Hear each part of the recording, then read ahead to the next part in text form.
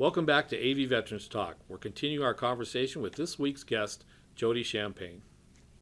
We're back here, Jodi. Yes. So, gosh, I was thinking of all the stuff you're stuff. This whole time this was going on too, and stuff. And you were having your own problems and stuff because you're a cancer survivor, and you're going through bouts of cancer. It seems like during even your projects here, Yes. correct? Yes. So that always adds to the emotional aspect. And once again, you're on a mission.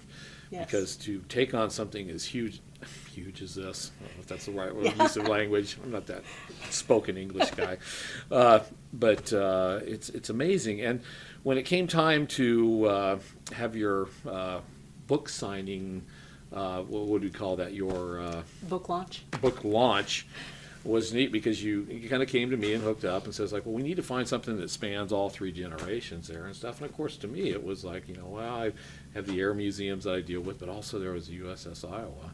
Yeah. And you got to go down there and do your book launch on board the U.S. On Iowa. board. And all these people that you interview got to come down, Yep. be on the ship, of that time period. That was a very special day. And you were looking a little frazzled by the end of that day. So, Yes. and I know your family was there, and they were concerned about you. Okay, why do you do this to yourself? But it was special because you're a woman on a mission, Yes. and you're doing a good job doing what you do there.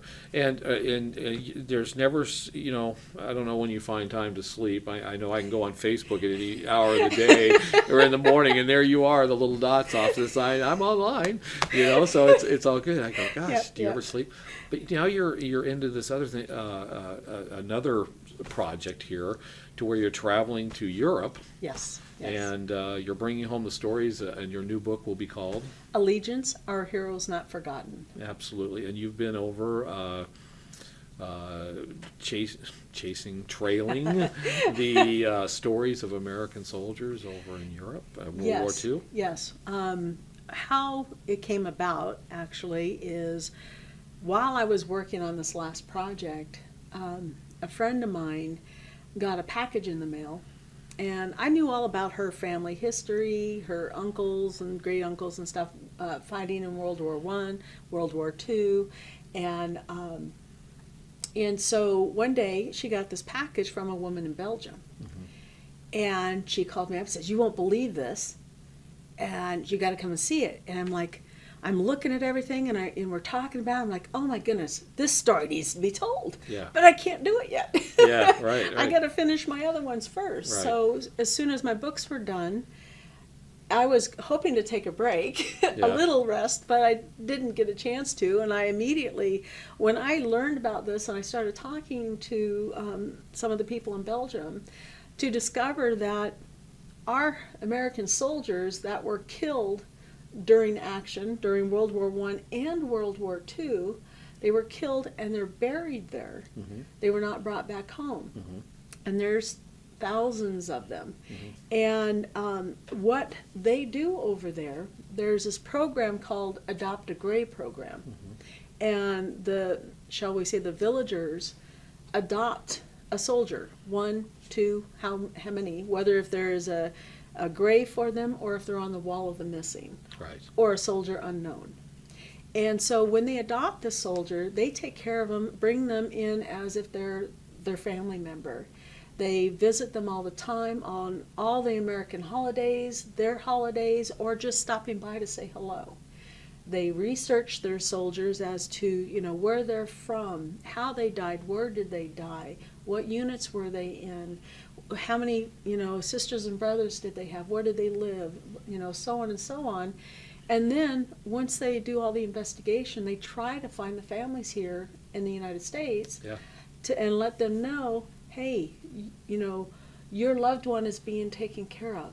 We are honored to take care of them. Yeah. If it wasn't for them, we wouldn't be here. Yeah. And so, and this is what they do. So when I had gone over there to interview these what they call adopters, and there's a waiting list of like 400 people waiting to adopt soldiers. Wow. And Nice. these soldiers are passed down from generation to generation, and they're not just World War II, but they're also World War I. But what's fascinating and kind of brings these projects together is when I went over there the first time, there was a couple World War II soldiers that fought for Patton over there. Mm-hmm. So I had the opportunity to interview them. Mm-hmm.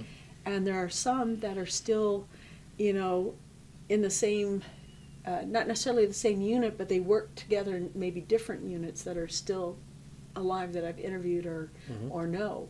And so there's a tie there. And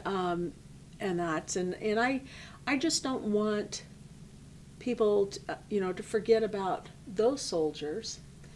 And I also want people to know what they're doing Yeah. for our soldiers. Yeah. And I would like to do that somehow here as well, because I think, I know there's a whole bunch of them, here in the United States, but a whole bunch is like the wrong language, but thousands of them and millions, stuff, millions, actually millions, millions. 16 million and that, but served in World War II. yeah, and so I just want to show and tell, because it's amazing with, they still find bodies today. They still find live ammunition today. Yeah. And so the book will talk about what happens, Mm-hmm. When they find the live bombs, what happens when they find our soldier, Mm-hmm. What happens, what they do with their children in schools and how they teach them about World War I and World War II. And so the children there are very much involved in it as well. Yeah. So the book will not only talk about the soldiers, the adopters, it also will talk about the families that were found. Mm-hmm. And then it will also talk and lead up to, those subjects as well. Wow.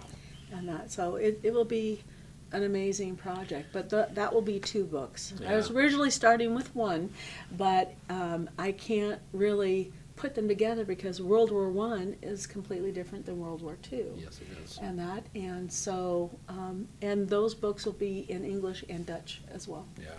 Well, what a great project, because it's my position as president of the Friends of the Lancaster Cemetery, and we have over 800 veterans buried at Lancaster Cemetery. The number continues to grow. I think we're actually pushing closer to 1,000 that have been found through genealogy and things like that. But it breaks my heart sometimes when I walk out in that cemetery and I see veterans' headstones, and I know the family and the bloodlines have come to an end, and nobody ever visits those graves anymore. Mm-hmm. And each one of those has a story. We have so many World War I veterans over there that when you look at their headstones and, here was a bugler, here was a bomb train guy, you realize, Right. what the heck was that all about? Or a wagon train or a veterinarian. Cavalry guy. Yeah. They were still riding horses back in Yeah, those days. yeah. And what an amazing thing. It humbles me to think that they pass that tradition to next generations, because it keeps that story alive. The stuff you never really hear about, and hopefully, your project will bring a light on that, because I think people need to understand, more of the responsibility of we that are still trotting the earth, Right. to remember our past and our fallen like that, and talk about teaching a lesson to young people that it's as important. Man, I get even kind of I'm going to be on my soapbox and stuff. When it comes to Veterans Day, and I remember it used to be a big deal here Right. in the U.S. when my parents would say, like, it's Memorial Day week. Oh, it's a holiday. It had nothing to do with the holiday and stuff. No, we're going around to Santa Monica. We're going to go to all the cemeteries and put flowers on the graves of all our relatives. Right. If we were lucky, we'd stop at Bob's Big Boy on the back, Yeah. way back. Get a silver goblet shake and stuff Yeah. like that. But that was the thing. It wasn't about just I'm holiday. going to go do this hour thing, and then I'm going to go party the rest of the day. Yeah. Yeah. And stuff, and of course soldiers, and stuff, they fought and they died and stuff, for us to enjoy our freedoms. Right. And part of our freedoms are being able to go on holidays and do what we feel. That's part of the legacy. But on the other hand, and stuff, let's remember, those soldiers that did give us this. Let's Right. take a few minutes out of our lives and do that. But I can't wait to see how the book stuff. And you're going back to Belgium here, what? In May. In May. In May. And, I'm lecturing out there. at You're this lecturing time. out I'm there. lecturing out there this time. And you as think you'd well. have trouble on doing this, and you're going to get in front of a group of people and lecture. Oh, Yeah, I know. Yeah, yeah. It wasn't my choice, but that's okay. Oh, okay, it's a no, good deal. no, So- but no, I'm going to be finishing up interviews, okay. and they actually have found some of the locations Okay. of where some of the soldiers were killed. Okay. And so we're doing that. Very good. So I'm going to take a last break here and stuff. We'll come back. We'll talk a little bit about some app stuff Okay. here, so how people can get this, how they can get your books, Okay. and we'll finish this up. So Great. thanks, Jodi. You're Thank you. doing a great job. Thank you. I'm Bob Alvis, and thanks for joining us for this segment of AV Veterans Talk.